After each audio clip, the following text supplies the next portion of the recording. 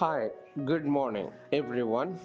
Welcome back to the series of all about English.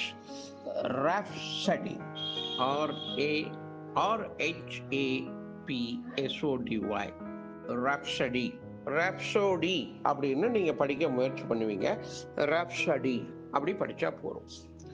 இது என்னன்னா ஒரு உணர்ச்சி கொந்தளிப்பு, உணர்வு மேலோங்குதல், இதுக்கெல்லாம் இந்த ராப்சடி அப்படின்ற இந்த வார்த்தையை பிரயோகம் பண்ணலாம்.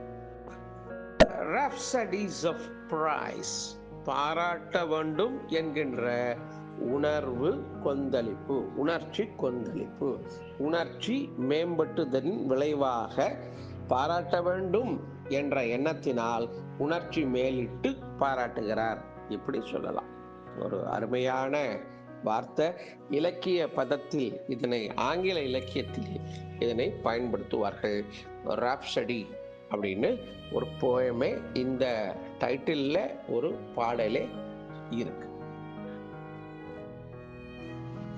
இன்னொன்னு கூட இதில் சேர்த்து சொல்லலாம். இந்த ராப் மியூசிக்னு இருக்குல்ல, பேட்டர் ராப் அப்படிங்கிறாங்கல்ல, அது இதுல இருந்து வந்தது தான். அது ஆர்ஏபி, இது ஆர்ஹெச்ஏபி, ரேப் அப்படிங்கிறது தான் காலப்போக்கில் ஆர்ஏபின்னு ஆயிருக்கக்கூடும். இப்போ இந்த ரேப்புங்கிறது என்ன? ஒரு துள்ளல். அப்போ உணர்ச்சி துள்ளலை தான் அவங்க அந்த ரேப் அப்படிங்கிற அந்த மியூசிக் ஃபார்மில் அதை கொண்டு வந்திருக்காங்க. இந்த ஆர்ஹெச்ஏபிக்கும் ஆர்ஏபிக்கும் கண்டிப்பாக தொடர்பு இருக்கிறது. இந்த இரண்டு வார்த்தைகளும் ஒரே பொருளை தரக்கூடியதுதான். அதற்கு இடையே இருக்கக்கூடிய இணைப்பு சொல் உணர்ச்சி என்று அறிந்து கொள்க.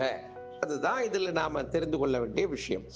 இல்ல இந்த ராப்சடிங்கிற வார்த்தையை நாம மனதில் இருத்துவதற்கு அந்த ராப் என்கின்ற அந்த ராப் மியூசிக்கை நாம மனதில் வைத்துக் கொள்ளலாம்.